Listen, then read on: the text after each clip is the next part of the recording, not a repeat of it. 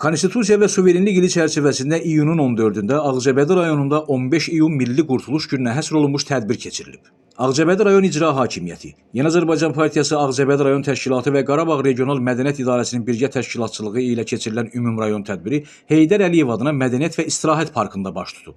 Öncə Ağcabədi rayon İcra Hakimiyyətinin başçısı Rafil Hüseynov, İcra Hakimiyyəti başçısının müavinləri, hüquq mühafizə orqanlarının rəhbərləri, həmçinin hərbi hissə komandirləri Ulu Öndər Heydər Əliyevin İcra Hakimiyyətinin inzibati binasının qarşısına yerləşən abidəsini ziyarət edərək önünə çiçək dəstələri düzüblər.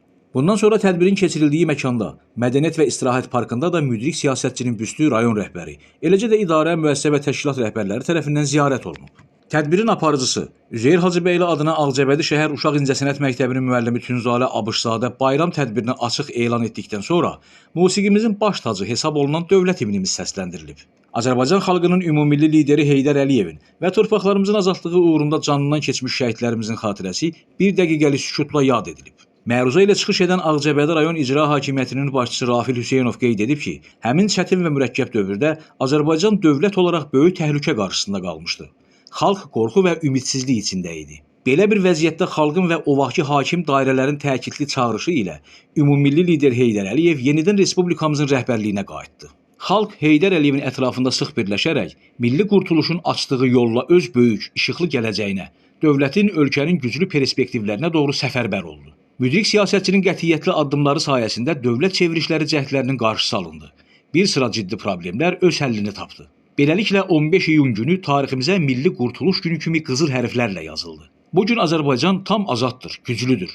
Regionun gündəliyini Azərbaycan diktə edir və dünya gücləri Azərbaycanın yaratdığı yeni reallıqlarla hesablaşır, deyə rayon rəhbəri vurğulayıb. 85 saylı Ağcabədi Füzuli Dairə Seçki Komissiyasının sədri İbrahim Həsənov, Ağcabədi Asan Xidmət Mərkəzinin əməkdaşı Çinarə Ağayeva, Ağcabədi rayon Statistika İdarəsinin rəisi Elsəvər İsmailov, Ağcabədi rayon İcra Hakimiyyəti başçısının Köyük kənd inzibati ərazi dairəsi üzrə nümayəndəsi Azər Quliyev məruzə ətrafında çıxışlar edərək vurğulayıblar ki, 15 iyun tarixi təkcə keçmişin xatirəsi deyil, həm də bu günümüzə, eləcə də gələcəyimizə olan inamın rəmzidir.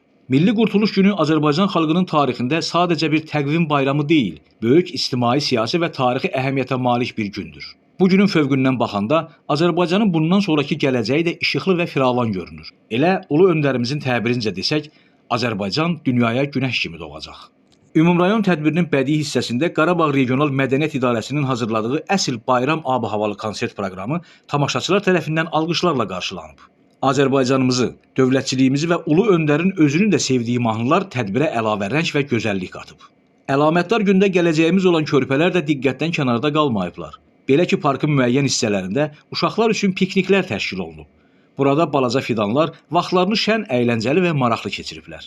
Əziz Ağcabədililər, təbriklərə qoşularaq 15 iyun Milli Qurtuluş gününüz mübarək olsun deyirik. Gündüz sevindik, Kənan İsayev, Aran Ağcabədi İnternet Televiziyası.